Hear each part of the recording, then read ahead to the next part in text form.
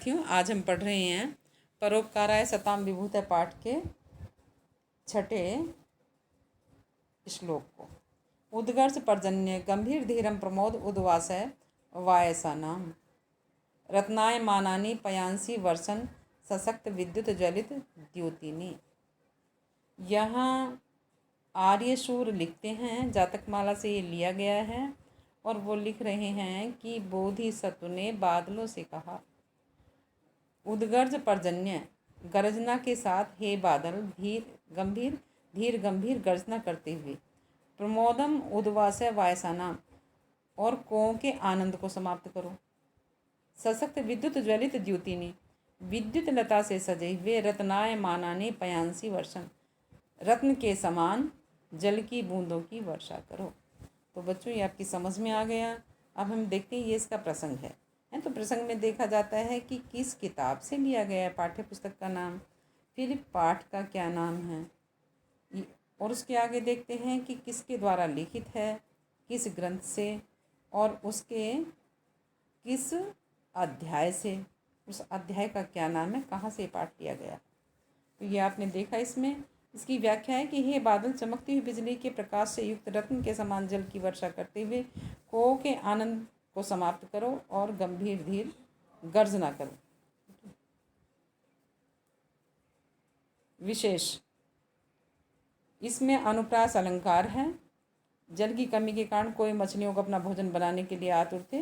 वर्षा होने पर उनकी यह कामना पूरी नहीं हुई। जल को रत्न के समान बताया गया है।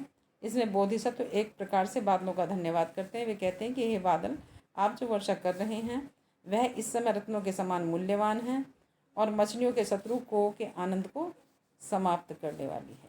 तो प्यारे बच्चों, ये आपकी समझ में आ गया। अब चलते हैं अगले अनुच्छेद पर। इस अनुच्छेद में तदुपश्रुत्य देवानाम इंद्रः शक्रः परम विस्मित मनः साक्षात अभिगम्यनम अभिसंराध्यन उवाच। इस अनुच्छेद में जो भी बोधिसत्व ने किया वो उनके करने को देख करके देवराज इंद्र आते हैं। तो तदुपश्रुत्य वैसा सुन करके बादलों का जो धन्यवाद किया बोधिसत्व ने, देवानाम इंद्रः शक्र देवताओं के राजा इंद्र, परम विस्मित मनः आश्चर्यचकित मन से, साक्षात अभिगम्यनम और समीप में पहुँच करके, अभिसंराध्यन आराधना करते हुए उवाच बोले। वैसा सुन करके देवताओं के राजा इंद्र परम विस्मित हुए, सामने से समीप में आकर के आराधना करते हुए बोले। तवैव खल्वैष महानुभाव मत्स्येन्द्र सत्य अतिशय प्रभाव आवर्जिता यत कलसा इवेम क्षरन्ति रम्य तनितः पयोदः। तवैव खल्वेश महानुभाव है, तुम महानुभाव के द्वारा निश्चित रूप से, हे मछलियों के राजा, सत्य अतिशय प्रभाव है और सत्य के अलौकिक प्रभाव से, इवेम क्षरन्ति रम्य तनिता पयोधा मधुर आवाज करने वाले बादल बरस रहे हैं। कैसे बरस रहे हैं? आवर्जिता यत्कलशा उल्टे किए गए घड़ों की तरह। तो बच्चों ये समझ में आया। हम यहाँ देखते हैं इसका प्रसंग। देखो यहाँ इसका प्रसंग है। इस गद्य पद्यमयी रचना कक्षा 11 की संस्कृत की पाठ्य पुस्तक शाश्वती प्रथमो भाग के पाठ परोपकाराय सताम विभूत से ली गई है ये गद्य रचना। यह पाठ आर्यशूर रचित जातकमाला के 15वें जातक से, मत्स्य जातक से ली गई है।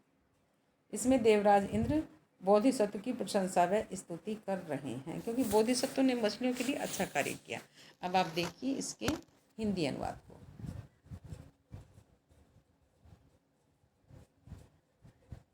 यह इसकी व्याख्या। जब बोधिसत्व बादलों को धन्यवाद करते हैं तो उनकी बात सुनकर अत्यंत आश्चर्यचकित मन वाले देवराज इंद्र साक्षात उनके पास आकर उनकी स्तुति करते हुए बोले, हे महापुरुष मत्स्यराज, निश्चय ही यह आपके सत्य का अलौकिक प्रभाव ही है। जो झुके हुए मुख वाले कलशों के समान सुंदर ध्वनि वाले ये बादल बरस रहे हैं। कलशा इव में उपमा अलंकार है। बोधिसत्व की महानता के कारण देवराज इंद्र स्वयं उनके सामने प्रकट हुए। देवराज इंद्र भी बोधिसत्व की प्रशंसा की स्तुति करते हैं। जब बोधिसत्व मत्स्यराज बादलों का धन्यवाद करते हैं तो वर्षा के देवता इंद्र स्वयं सामने आकर बोधिसत्व की स्तुति करते हैं और कहते हैं कि यह वर्षा तो उनके स्वयं के सत्य के प्रभाव के कारण हो रही है। प्यारे बच्चों देखिए आगे, ये है इसका 8वां अनुच्छेद।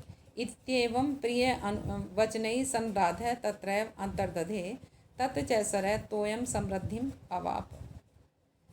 इस तरह से अच्छे वचनों से आराधना करते हुए वो जो इंद्र थे वो वहीं पर अंतर्धान हो गए। तत् च सरः, और उसके बाद तालाब में तोय समृद्धिम अवाप, तालाब में पानी की वृद्धि हुई, तालाब पानी से भर गया। फिर देखिए, तदैव शीलवताम इहि कल्याणा अभिप्राय वृद्धिम आपनुवन्ति।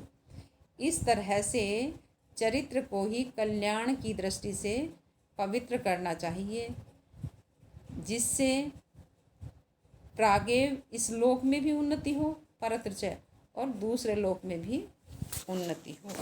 कल्याण के अभिप्राय से वृद्धि प्राप्त हुई, यानी कि बोधिसत्व के स्वभाव में सत्य के प्रभाव से मछलियों की प्राण रक्षा हुई। तो यदि अतः शील विशुद्धो प्रयति तव्यम, इसलिए शील को, स्वभाव को हमें कोशिश करके भी विशुद्ध बनाना चाहिए, पवित्र बनाना चाहिए। इस पाठ का यही उद्देश्य था। तो बच्चों, आपकी समझ में आ गया। अब हम देखते हैं इसके हिंदी अनुवाद को, इसमें दिया गया। तो देखो बच्चों, ये है यहाँ इसका प्रसंग आप जानती हैं, वहाँ से लिया गया है। ये शाश्वती प्रथम भाग से परोपकाराय सताम विभूत पाठ का नाम है। ये है इसकी व्याख्या। इस प्रकार पूर्व के कथांश में कहे गए प्रिय वचनों में बोधिसत्व की आराधना करके इंद्रदेव वहीं पर अंतर्धान हो गए और वह सरोवर जल की वृद्धि को प्राप्त हो गया, अर्थात जल से भर गया। इस प्रकार शीलवान लोगों के कल्याणकारी मनोरथ पहले इस लोक में वृद्धि को प्राप्त होते हैं और फिर परलोक में वृद्धि को प्राप्त होते हैं। अतः चरित्र की शुद्धता के लिए प्रयास किया जाना चाहिए। बोधिसत्व, अब ये इसका विशेष है, बोधिसत्व के शील का प्रभावकारी वर्णन किया गया है। कथा का संदेश स्पष्ट रूप से कहा गया है। यहाँ वैदर्भी रीति। बोधिसत्व के सत्य से अभिभूत देवराज इंद्र ने उनकी स्तुति की, सरोवर भी जल से पूर्ण हो गया।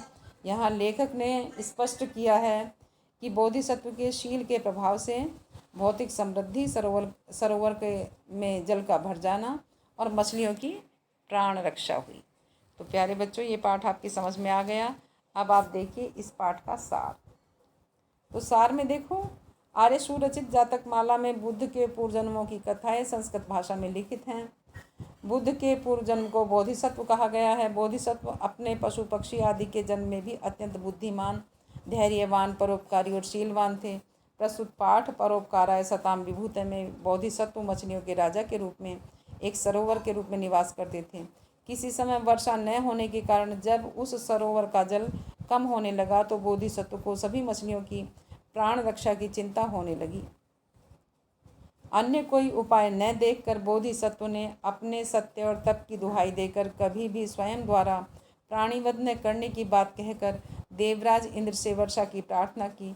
उनके सत्य वचन के बल से इंद्र ने असमय वर्षा करके सरोवर को जल से परिपूर्ण कर दिया और मछलियों की प्राण रक्षा होते देखकर बोधिसत्व ने जब बादलों का धन्यवाद किया तो इंद्र ने स्वयं प्रकट होकर कहा कि यह आपके तप का प्रभाव है, और इंद्र ने बोधिसत्व की स्तुति भी की। कथा के अंत में लेखक ने संदेश भी दिया है कि चरित्रवान लोगों के मनोरथ इस लोक और परलोक में सिद्ध होते हैं। अतः सदैव चरित्र को शुद्ध कर रखने का प्रयत्न करना चाहिए। तो प्यारे बच्चों, ये आपकी समझ में आ गया। आप इसको लिख लेंगे सरलार्थ को और याद कर लेंगे।